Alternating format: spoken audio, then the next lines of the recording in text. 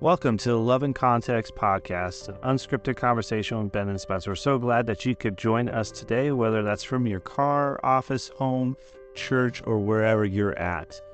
If you want to contact us, you can email us at loveandcontext@gmail.com. And also follow us on Instagram at loveandcontext.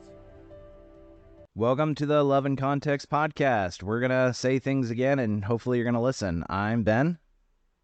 I'm Spencer. And he has a mouthful of sweet potato fries. So, which, I mean, let's be honest, everybody wants to record eating sweet potato fries, right? Oh yeah.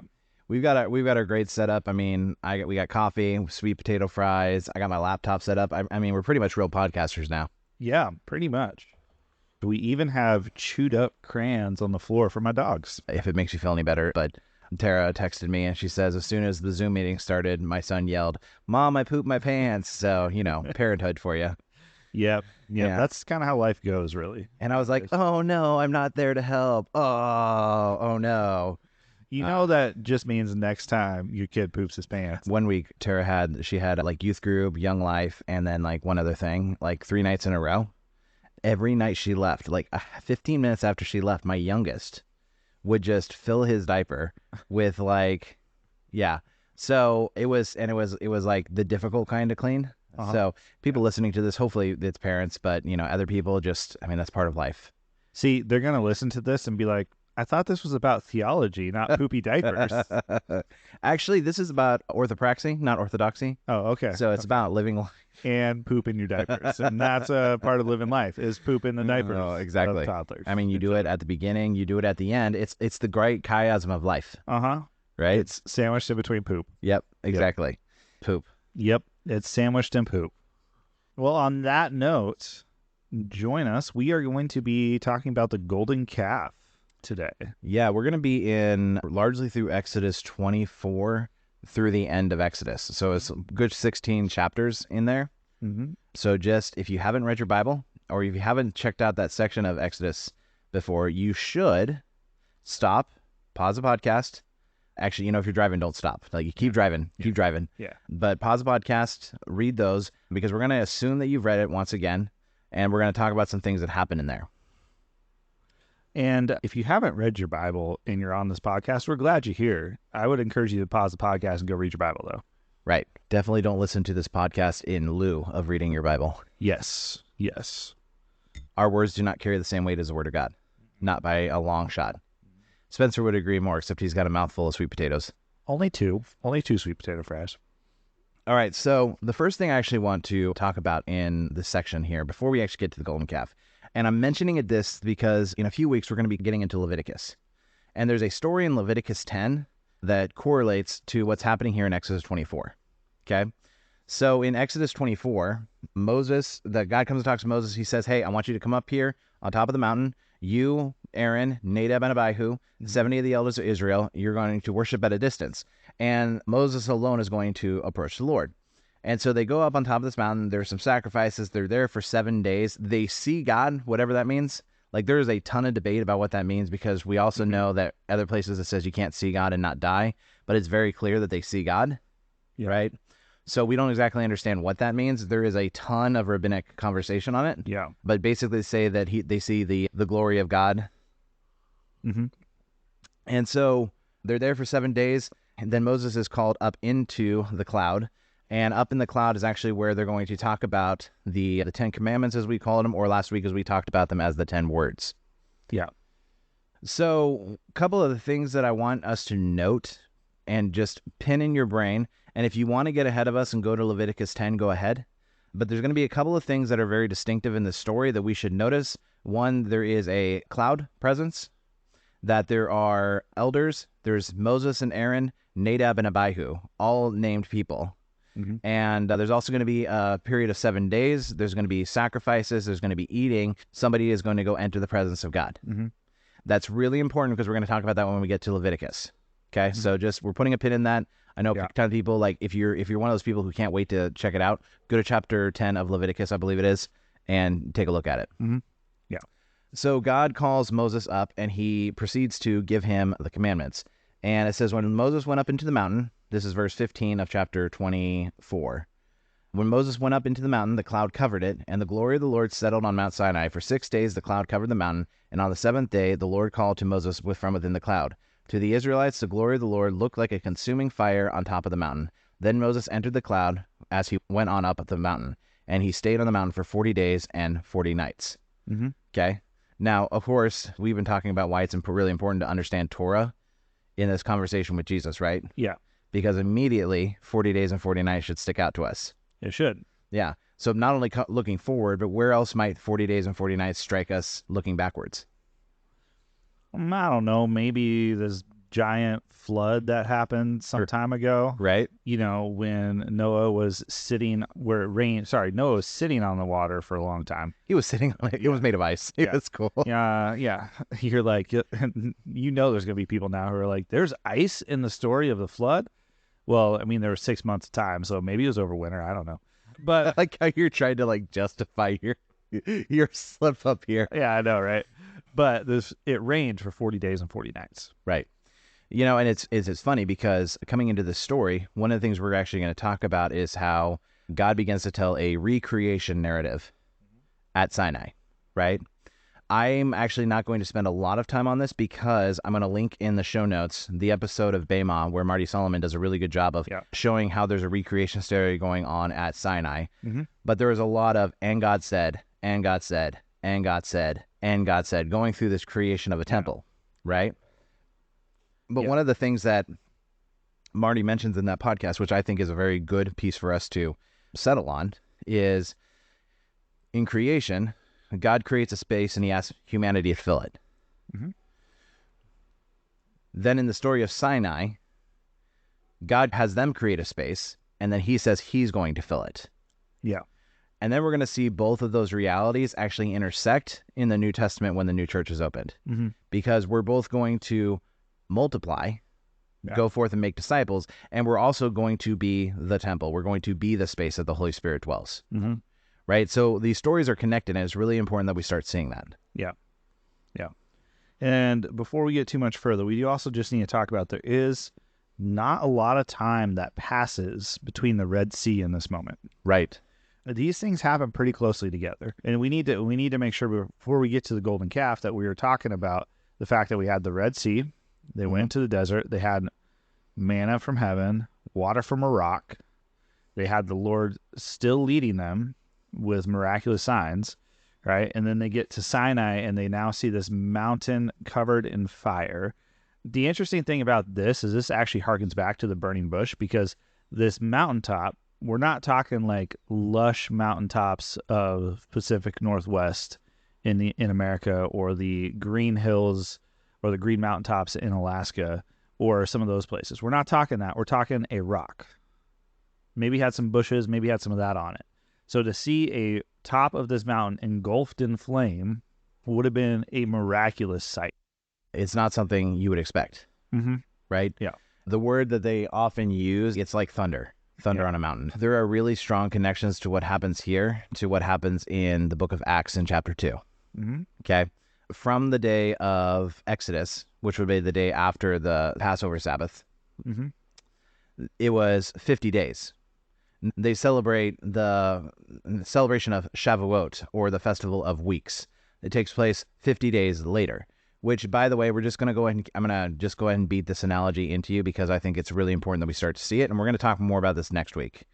Shavuot is 50 days after the Passover. Jesus rises from the dead, and then he's with them for 40 days, and then they are in Jerusalem waiting for the presence of the Holy Spirit, and on the celebration of Shavuot, which is 50 days later, there is thunder on a mountain, fire descends, and a temple is opened. Mm-hmm. Luke knows exactly what he's doing. Yep, he does. He is drawing a very clear picture.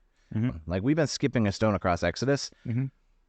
You got to understand Torah because the rest of the Bible is not going to make a lot of sense, or it's not going to necessarily connect in the way you think it should unless you understand Torah. Yeah.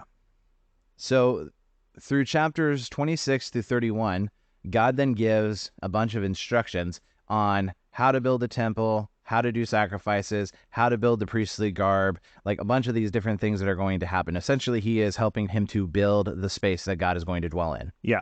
And facilitate relationship between God and Israel. Yeah. One of the reasons that we might want to mention that to a Western audience that we're not going to think about is that God is going to teach them how to tell a story using the methods that they understand. Okay? Exactly. Because we have this conversation very frequently. Okay, and we're going to talk about this in Leviticus, so I don't want to get too far ahead of myself. But why the sacrificial system? Mm-hmm. Because the sacrificial system is something they understand. Yeah. And God is going to use the sacrificial system to tell them a different story. Mm-hmm. And we say, okay, well, why are the laws structured like this? Because God is going to use what they are familiar with to tell a different story. Mm-hmm. This is the interesting thing about this. We do this in our conversations with people all the time. At least I don't know about you, but I do, where it's like I meet them where they're at and I'm going to try to speak their language a little bit to tell them a story, right? So they can understand. We do this all the time, right? We did not invent this. God's the author of this. Correct. Right? We are stealing his idea. So what God's doing is he's saying, okay, I'm going to speak in a language you know. Yeah, it reminds me of when in the book of Acts, Paul is touring around. He gets to one of the Greek cities, and he says, I see that you have all these gods. You're a very religious people. Mm-hmm. And you have this idol that's named for the unnamed God. Mm-hmm. Let me talk to you about who that is. He's like, I know him. Yeah. And in fact, Paul will frequently quote like Cretan authors. Mm-hmm. He'll quote like Greek wisdom in an effort to connect with them, to explain to them the reality of God. It's not because Paul forgot his Jewish heritage. No. It's because he knew the audience that he was talking to. Mm-hmm. Paul even goes as far as to say, I'll become all things to all people so that a few may come to know. I think one of the reasons it's important to bring this up is because we can often go to where we're like, okay, well, we need to speak this one language in this one tongue. Mm-hmm. And it's like, okay, yes, we need to understand the truth of the gospel and we need to proclaim that, but we need to proclaim it in a way that resonates with the people around us. Yeah, and can we even clarify that a little bit more? Because I think sometimes when we say truth of the gospel, I think you might think right theology. And while I don't disagree with that, we're actually talking about the right heart. Mm-hmm. The heart of your intentionality is more important than your theology. Yeah. Now, don't misunderstand me. We're not saying theology is unimportant. You do actually need to have a firm basis and groundwork of who God is. Yeah. But when you read the Bible, it's to understand the heart of who God is and to fulfill his mission in the world around us. That is done through proper understanding, a proper base, but it's also done through understanding the character of who God is. Mm-hmm. Yeah. And when you understand the heart behind something or behind someone, it changes the meaning of everything. Right. Let's use our example we've talked about, sacrificial system. Mm-hmm. Okay, so if you make an assumption looking at a sacrificial system that the reason God has people sacrifice animals is because he is not a vegetarian, right? He's a meatitarian. Yeah. And he likes the smell of animals and it's meant to appease God, then you're going to come away with the wrong message. Sacrificial system is not about earning God's forgiveness. If you think that, we're going to dispel that very quickly in the book of Leviticus. Mm-hmm. That is not the purpose of the sacrificial system. The purpose of the sacrificial system is for relationship between man and God to be restored. Mm-hmm. It is about relationship, it is about connection, and it is about fathers bringing their sons and daughters home. Yep. So with all that being said, now we get to the crux of the story. I'm going to call it the pivot point. And this is the place where people talk about Israel's failure. And we're going to point out a lot of the things that Israel like foolishly does here. But I also want to like give you pause because everything that they do that's foolishly, I don't want you to pretend like people in the church in the modern day haven't done. Mm-hmm. We very quickly forget about all that God has done for us. Yeah. It says that when the people saw that Moses was so long in coming down from the mountain, they gathered around Aaron and said, "Come, make us gods who will go before us. As for this fellow Moses who brought us up out of Egypt, we don't know what has happened to him." Okay, I need to pause here. Make us gods who will go before us, right? Mm-hmm. What did God say? It was the first of the 10 words that he says. I am the Lord your God who brought you out of the land of Egypt. You will have no other gods before me. Yeah. They have this conversation at the base of the mountain. They're like, yeah, we're going to agree. We're going to follow. But Moses, you got to talk to God because he's scary. Mm-hmm. Right? Actually, funny story. That kind of reminds me of James. He wanted something, and I was like, okay, what do you want? And he's like, well, you need to go ask them because they're scary. I'm like, well, it's Mr. Spencer. He's not that scary, like scary, but not that scary, right? But it's like, it's very much whenever I see something like that in the Bible, I always think of James. Mm-hmm. Yeah. To give you guys an idea of how not scary I am, I'm the one in the relationship between my wife and I, and my relationship with my daughter, where Denver comes to me when she's like, oh, I want to be spoiled, or I don't want to be told no. And then when I'm like, go talk to your mom, she's like, I don't want to. Like, that's kind of what happens. And so, like, yeah, I'm like least intimidating person in the world here. Incidentally, we can say this with utmost confidence because I saw walking through laughing at that statement as she went. Yep. So we know that it's true. Yep. So once again, like let's talk about timeline here. Yeah. So it says that Moses was in there for 40 days and 40 nights. Mm-hmm. So somewhere in that 40 days, likely towards the end, because Moses is about to come back down, mm-hmm. right? They're like, okay, he's not coming back. Mm-hmm. 40 days. How short of a time is that given everything that they've just gone through? It's not that long of a time. Like, we do things that we have to wait 30 to 45 days all the time. Right. Right.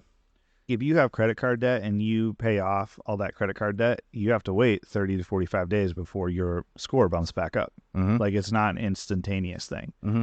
So 40 days is not a long time. Especially given what they just seen. Yeah, it's not a long time. So, like, you have to keep in context that they've come from the Red Sea. Mm-hmm. The walls of water stood there for days while they Mm-hmm. crossed. We were talking getting hundreds of thousands of people across about a 52, 53-mile span of water, right? Like, this is not a day hike, okay? Maybe not the way you do it. Well, I'll out hike you any day of the week. You will. So this is not a day hike, okay? Then they get to the other side. They get manna from heaven, Mhm. water from a rock. Egypt is defeated. Egypt is defeated. Like, their God defeated the powerhouse nation of the world. They've also seen just a mountain inflamed, and like a rocky mountain inflamed, not Mhm. just like one that's covered in brush. They've seen that inflamed, and now they get to the golden calf. Yeah. What I actually see happening here is you read a statement where it said, come, make us gods that'll go before us. Mm-hmm. This actually harkens back to Egypt, where Mhm. Egypt had multiple gods that went before them. They're saying, okay, this is what we know. We've known that for a long time. Make that happen. Right. And God is over here and he's like, no, I already told you, put no other gods before me. So Aaron makes them the golden calf. If you're asking why a calf, it's Egypt worship, right? So they're actually creating the gods from where they came from, which I think is I'm going to steal this from Marty, and I think it's a great point. Sometimes even when you're out of Egypt, you still have to get Egypt out of you. Mhm. That is a story that we can walk with as a church really firmly. Mm-hmm. So God then says to Moses, it's in verse 7 here, it says, the Lord said to Moses, go down because your people, whom you brought up out of Egypt, have become corrupt. They have been quick to turn away from what I commanded them and have made themselves an idol cast in the shape of a calf. They have bowed down to it and sacrificed to it and said, these are your gods, Israel, who brought you up out of Egypt. I have seen these people, the Lord said to Moses, and they are a stiff-necked people. Now leave me alone so that my anger may burn against them and that I may destroy them. Then I will make you into a great nation. Okay. A couple of things I want to point out here. God is clearly trying to get Moses to engage him. Mm-hmm. I've had this conversation with a number of people and they're like, oh, I don't think so. And I said, no, listen to what God actually says. Go down because your people, whom you brought up out of Egypt. Right? Moses knows it wasn't him. Yeah, Moses knows it wasn't him. God's made it very clear it wasn't him. Mm-hmm. He said, I am the Lord your God who brought you out of the land of Egypt. You shall have no other gods before me. So what is God trying to do? He's trying to engage Moses in a conversation. Mm-hmm. And initially he says, you need to go down because they're corrupted. And then God has to talk a second time. But we've talked about this before. When you have to talk twice, there's nothing in between, it means that there's a passage of time. So God says to Moses, go down and talk to these guys because they're corrupt. You need to deal with it. And Moses goes, meh, Mm-hmm. yeah. I mean, he's just, and then God says, okay, I have seen these people and they are stiff-necked people. Now leave me alone, that my anger may burn against them, and that I may destroy them. Then I will make you into a great nation. And Moses goes, okay, hold on. Hold on. Yeah. I'm thinking a couple of things here. One is that Moses has been having an identity crisis. So he's like, can God even make me into a great nation? Right? This is me reading into it a little bit, right? Yeah. But also, Moses realized his call as a leader of the people to stand in the gap. Leaders. It is our job when our church gets off track to stand in the gap between destruction and restoration. It is a messy place to be because you're going to deal with messy people. Yeah. And that's absolutely the call of ministry. If you're looking to be a part of a church that is never going to have any issues, then you're just not going to deal with any redemptive work. No, you're not. Redemptive work is messy. Yeah. And just to spell that out a little bit more for everyone, anyone who's experienced forgiveness and restoration knows the depth of what their sin was. Right? To deal with that sin, you have to confess it. You have to be vulnerable about it. You have to bring that up. And that's going to be hurtful. That's going to be painful. But until you do that, that sin is still going to eat away at you. You have to bring that up to the Lord. Like, the idea of forgiveness and restoration is painful. Well, have you seen that Instagram reel or that goes around where they're like singing that song where they're like, purify me by fire? And the people are like, wait a second. Wait, what are you talking about? Yeah. Like, when we're talking Hold on about, a second. Yeah. Like, when you're talking about like being like a tree and being pruned, that's a painful process. Yeah. But it's good. If you're talking about being purified by fire, I don't know about you, but last time I stuck my hand in fire, it didn't feel so good. Why did you stick your hand in fire? I was a kid, okay? Yeah. Okay, like, so these processes that make us more like Christ can be painful. Right. So we have to acknowledge that, not in our own lives, because oftentimes what I see in my life, I'm like, okay, I can deal with that. I'm going to confess that to the Lord. That's great. And then when somebody else starts to bring pain up in the church, I'm like, whoa, go talk to Ben, right? That's actually what he says about most things. Go talk to Ben. Go talk to Ben. We can often hold this double standard, and it's very subtle, where it's like, okay, well, I'm dealing with this on my side of things, but oh, don't you dare bring that mess my way. Well, if you're family, you're going to stand in the gap for each other. Right. So I want to credit Moses because I'm actually going to do a backwards statement on Moses here in a second about some stuff that I don't think is really what God intended for him. I'm going to try to specify this in a way that helps you understand my perspective here. So Moses says, hey, God, you were the one who brought them out of Egypt. If you destroy them now, it's going to be your name that is suspect. You are loving, you're forgiving. If you have to take somebody out, take me out, right? And God says, then he relented and did not bring his disaster that he had threatened. But then Moses turned and went down the mountain with the 2 tablets of the covenant in his hand. Okay? Come down a little bit further. He says, 19, when Moses approached the camp and saw the calf and the dancing, they were probably twerking, his anger burned, and he threw the tablets out of his hand, breaking them into pieces at the foot of the mountain.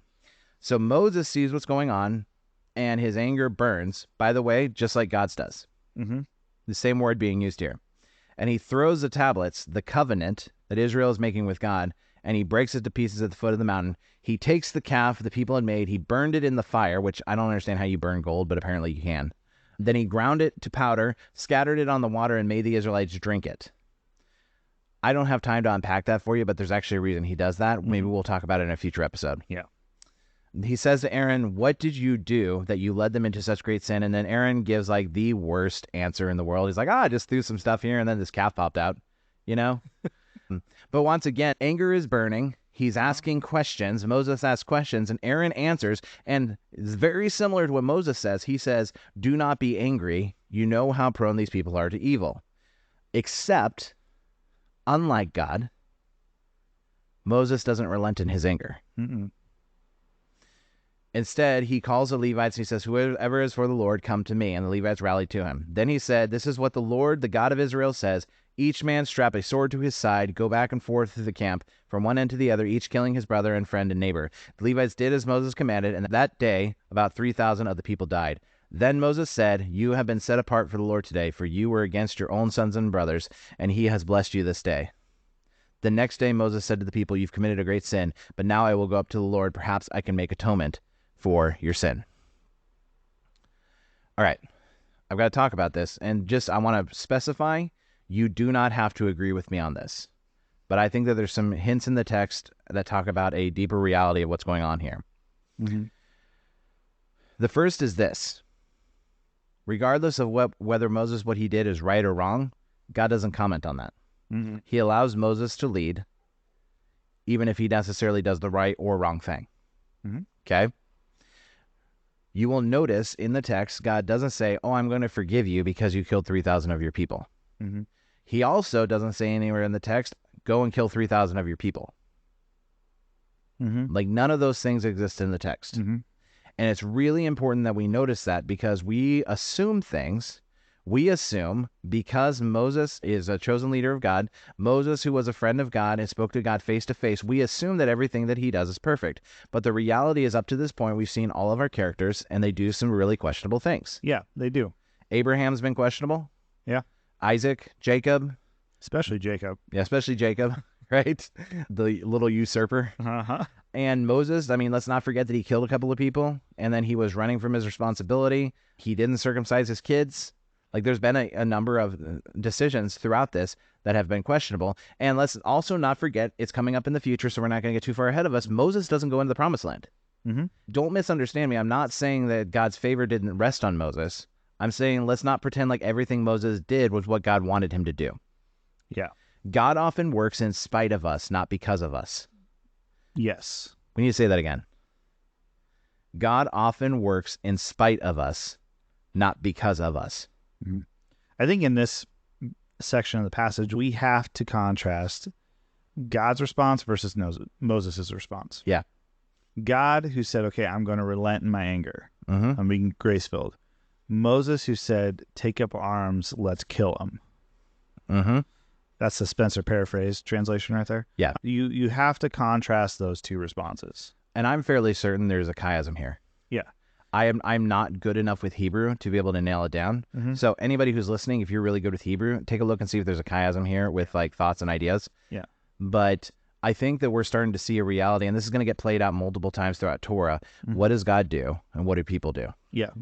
And so we need to just note that contrast, because as much as we'd like to say we're better than that, we're not. We can often play the role of Moses in this, or we can see God's amazing grace shine on somebody, and then we can find somebody who's exactly like that person and show our anger. Right. Right? Like, this is actually not hard for us to do. But God is actually, he's saying, "No, I'm here to show you grace." And Moses is saying, "But their sin, their destruction is too great."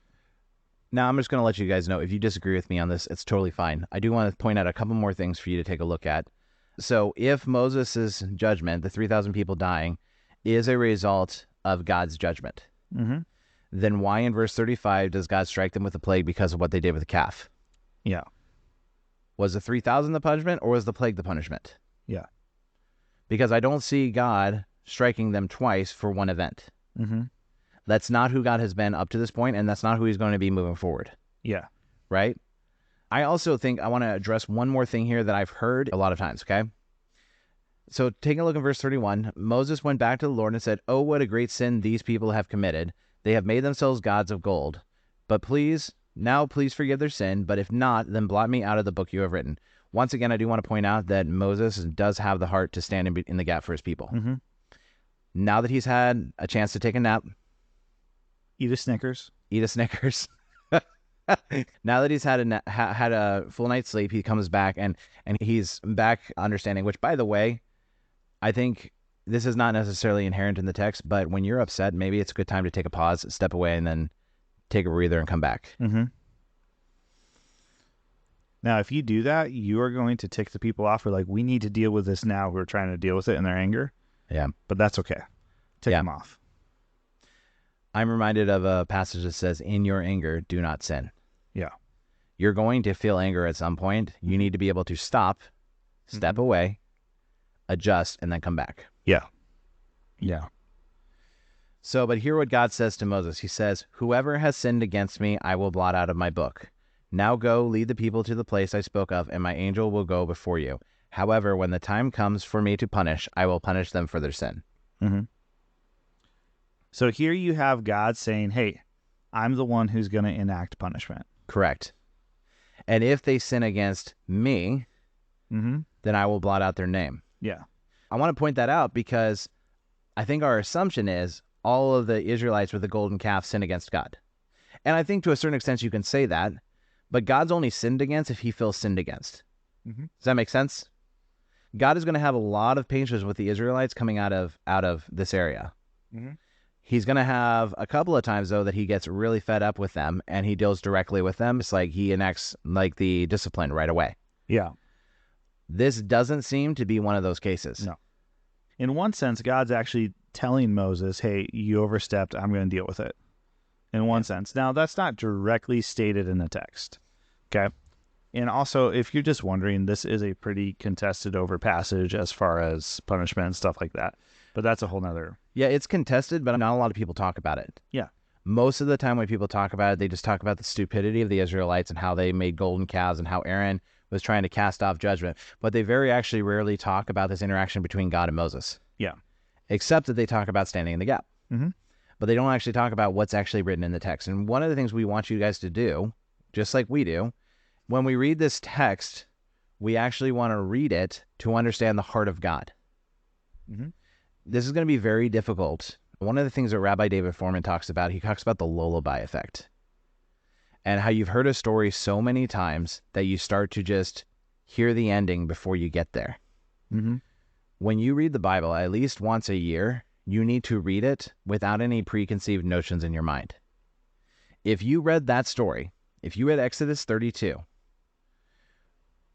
without preconceived notions, now reading what came before it, but without your preconceived notions, what do you actually get from the text at that point? I'm not saying all those observations are going to be good, but you need to get past the lullaby effect of just hearing the words that somebody else spoke to you, including, by the way, the people on this podcast.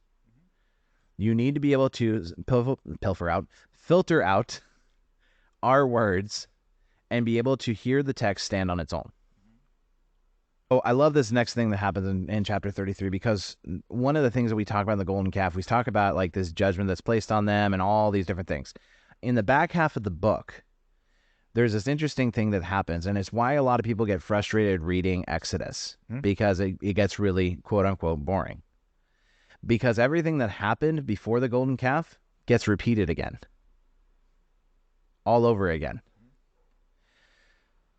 This is actually really, really important for us to get. God takes his people and says, all right, let's start over again. We just got tripped up at the ceremony time. But I still love you. You're still my people. And I'm still going to use you to bless all nations. Mm-hmm. God, in the midst of their lowest point, right? Well, one of their lowest points, because they're going to have many low points. I still care. I'm going to reaffirm my covenant. I'm going to speak it over you. And I'm going to use you to bless all nations still. Yeah. I want to point out what happens in chapter 33, because I think it's actually very telling on how God begins to work through Israel again. Mm-hmm. Okay, at the beginning of chapter 3, God says to Moses, he says, leave this place, you and your people who brought you up out of Egypt, go to the land I promised you. Things here. He says, but I will not go with you because you are a stiff-necked people and I might destroy you on the way. Okay, that's a good reason not to go. Mm-hmm. I'm ticked off and I might destroy you on the way. You go ahead and go, but I'm not going to go with you. When the people heard these distressing words, they began to mourn, and no one put on any ornaments. For the Lord had said to Moses, tell the Israelites, you're a stiff-necked people. If I were to go with you for even a moment, I might destroy you. Moses said to the Lord, you have been telling me, lead these people, but you have not let me know whom you will send with me. You have said, I know you by name, and you have found favor with me. If you are pleased with me, teach me your ways so that I may know you and continue to find favor with you. Remember that this nation is your people.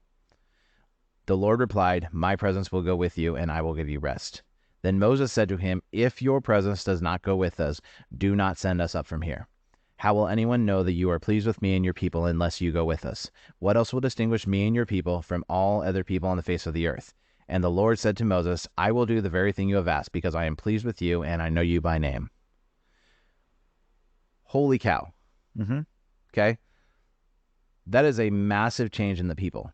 Because the people hear God say, I'm not going to go with you. And they're like, no, he has to go with us. Mm-hmm. If he doesn't go with us, everything is worthless. Mm-hmm. So I've heard there's a couple different interpretations you can go with on this. So one interpretation that people often that struggle with in Exodus is they're like, oh, it seems like humanity is able to change God's mind. Because you have this conversation between Moses and God, where God's saying, hey, I'm not going to do this. And Moses is like, hey, actually, you're the one who did all this stuff leading up to this point. And then God's like, okay, I'll go with you. The other interpretation is that God already knows what he's going to say at the end of this, and he's trying to draw Moses and the people into relationship with him, right? The reality of this is you see God continually trying to draw Moses and his people back into relationship with him over and over again. It's a theme you see all the way through Genesis, through Exodus, actually continues into Leviticus, Numbers, Deuteronomy, all that. God is trying to draw his people back to him. He's trying to draw them back into relationship with him. One of the ways he's doing this here is simply just through engaging them in conversation, right? Yeah, there's points where he's frustrated. There's points where his anger burns. He's trying to draw his people back to him. And he's really trying to help them understand a fundamental truth about their relationship. Mm-hmm. Israel isn't special for any other reason than God chose them. Mm-hmm. Right? Yeah. Like, the reason that he chooses them is because they're the least of all the nations. Mm-hmm. Right? Yeah.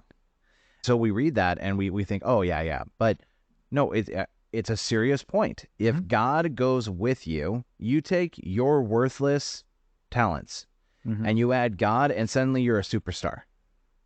You take your bad attitude and you add God and suddenly you're the most charismatic person in the world. You take your failures and you add God and you have a 100% success rate. Like, this is the reality of who God is. And he wants to dwell with his people, in his people, around his people, through his people. Yeah. And he's told them, I'm going to make you into an entire nation of priests, a kingdom of priests, because you are going to be the conduit of heaven to earth. Israel, because people know you can't do anything on your own, you're going to be a conduit of blessing, and through you, all people are going to be blessed. So when God engages them on this idea, he says, I'm not going to go with you. And they go, no, we get it. You're it. If you don't go, we can't go. We need you with us at all times. Yeah.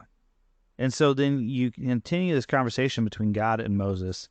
And Moses then says in verse 18, he says, show me your glorious presence. And the Lord replied, I will make all my goodness pass before you, and I will call out my name Yahweh before you. I will show mercy to anyone I choose, and I will show compassion to anyone I choose.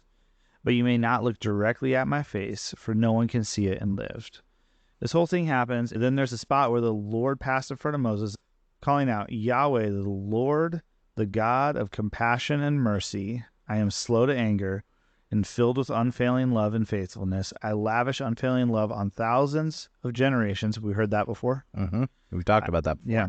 I forgive iniquity, rebellion, and sin, but I do not excuse the guilty. I lay the sins of the parents upon the children and grandchildren, and the entire family is affected, even the children of the third and the fourth generation. Right?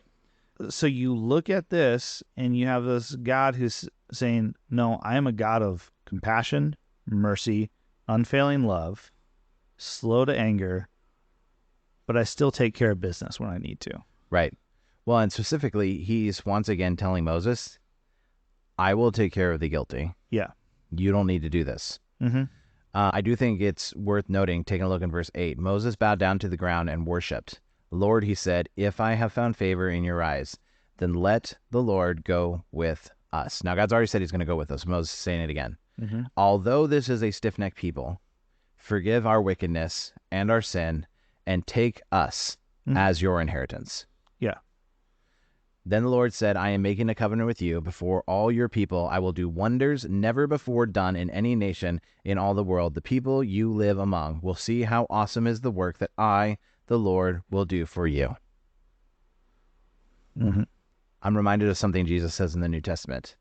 He says, you marvel at these works, but greater works than these will you actually see. Mm-hmm. Greater works. Mm-hmm. It's almost like God's the same yesterday, today, and forever. Yeah. God doing his work in the Old Testament is happening in the New Testament and is now happening in the modern church today. Yeah. If we're going to actually be an image of God, Mm-hmm. then when people encounter the church, they should see us as the compassionate and gracious, Yeah. slow to anger, forgiving wickedness, abounding in love and faithfulness, maintaining love to thousands. Mm-hmm. Right? This is what we should be defined by. Mm-hmm. Like this is who we are. Yeah. It's not unlike what Jesus says. You're going to love the Lord your God with all your heart, soul, mind, and strength, and you're going to love your neighbor as yourself. You are going to be abounding in love and forgiveness. Mm-hmm. Abounding is a big word. Yeah. Yeah. Those are some hefty words to live up to. Mm-hmm. It's almost like we couldn't do it alone. And it's harder to love and forgive than it is to maintain hate and bitterness. Oh, so much easier. Yeah, it's so much easier to maintain hate and bitterness. And so when we go counter the world with love and forgiveness, it is very difficult. But when we actually step into that and live that out, it changes the whole community around us. So last weekend, you and I had a bonfire. Mm-hmm. And I had some of those bugs bite me right around the ankles, right around the sock line. My ankles got real itchy. Mm-hmm. The temptation, the easy thing to do is to scratch them. Yeah. What's the problem with that? It just gets worse, gets itchier, but it feels so good to scratch that itch. Mm-hmm. Yet I know that if I leave that itch alone, I put some gel on it, whatever it is, it'll go away and my skin will return to normal. Mm-hmm. Right? It's the same way with love and forgiveness. Yeah. Versus bitterness and anger. Mm-hmm. Are you going to hold on to your bitterness and anger and scratch that itch? Yeah. Because it's not going to go away. It's going to get bigger. Mm-hmm. You're like, I'm just going to do this one. It's going to get bigger. Mm-hmm. Yeah. No, I get it. I think the last thing that I really want to note from here, because on the back half of Exodus, and we're going to do a wrap of Exodus next week, I love that Moses has to put a veil over his face because the presence of God is so strong on him that his face is weird to look at. Mm-hmm. Like it's glowing with the presence of God. Yeah. Like that's kind of funny and hilarious and also like cool. Mm-hmm. Right? Yeah. I don't think it's meant to be funny or hilarious. It is funnier. It's probably not meant to be funny and hilarious, but like they're like, your face is glowing. This is really disconcerting. We should put a veil on your face. Uh-huh. Yeah. Like it's like the equivalent is like, can you imagine being filled with the presence of God today? And they're like, your face is glowing. Put a paper bag over that. Better than a plastic bag. Yeah, that's true. That's true. You're not wrong. All right. So what do we take away from this section of Exodus? I think, honestly, I think you can actually sum this section of Exodus up pretty well if you jump down to 34:14, where God is saying, you must worship no other gods, for the Lord, whose very name is jealous, is a God who is jealous about his relationship with you. All right? Because you see in this passage over and over again, things that are starting to pull them back into what they know. Because a lot of the things that they're falling back into are things that they would have known in Egypt. Worshiping a golden calf. Mm-hmm. So they're pulling back into those old ways, which, by the way, that's really easy for us to do. Mm-hmm. Really easy for us to be like, okay, I'm uncomfortable with this. I'm going to pull back into my old ways. Do you know what the disciples did after Jesus died? They went back to fishing. They went back to fishing, Mm-hmm. right? They went back to their old ways. So it's a really easy thing for us to do. And then God saying, no, I don't want you to put those things in front of me. Mm-hmm. Don't put those things in front of me. I'm here.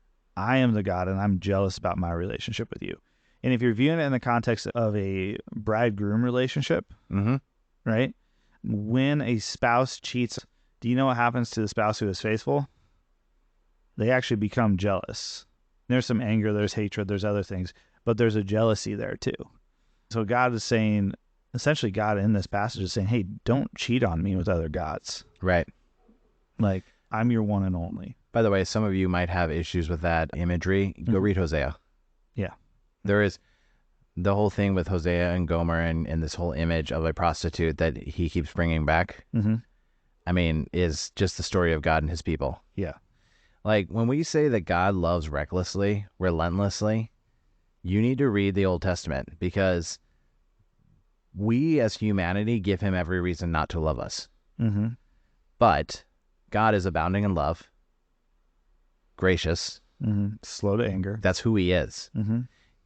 He is so overflowing with love that he can't do anything but love people. Mm-hmm.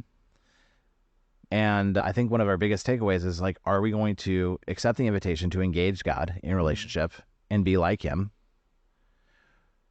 Or when things get tough, or when our leadership disappears, or when we haven't seen a move of God in about 40 days, are we going to essentially trust in other gods? Mm-hmm. The golden calf thing is actually a great story for just the modern church too, right? Because how often you and I even we have God do something in our life, and then like 3 days later we're like, yeah, I'm gonna go do this instead, right? You talk about like times of revival where God is moving in a really powerful way, and then like a week later people are like, I don't have time to read my Bible. I don't have time to pray.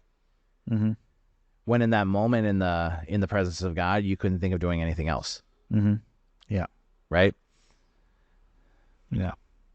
Well, we want to thank you guys for stopping in and listening and hearing us chat, listening to us eat sweet potatoes, sweet potato fries specifically. They were delicious. They were delicious. Well, I'm assuming they were delicious. I didn't eat them. They smelt delicious. So now everyone's like, wait, Spencer didn't share with Ben. You are right. I did not share with Ben. Yeah. To be fair, like sharing with me, I would eat like more than half of them. Yeah. If you guys have thoughts or comments, please email us at loveandcontext@gmail.com.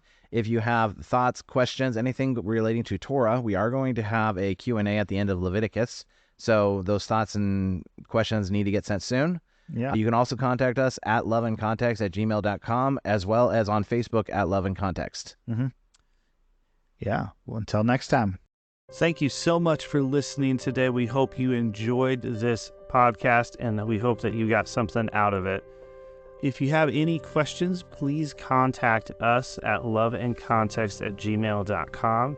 You can also follow us on Instagram and message us through there. Instagram is Love and Context. Again, loveandcontext@gmail.com or Instagram are the two ways to get a hold of us if you would like. Thank you once again. We really appreciate you being here. God bless.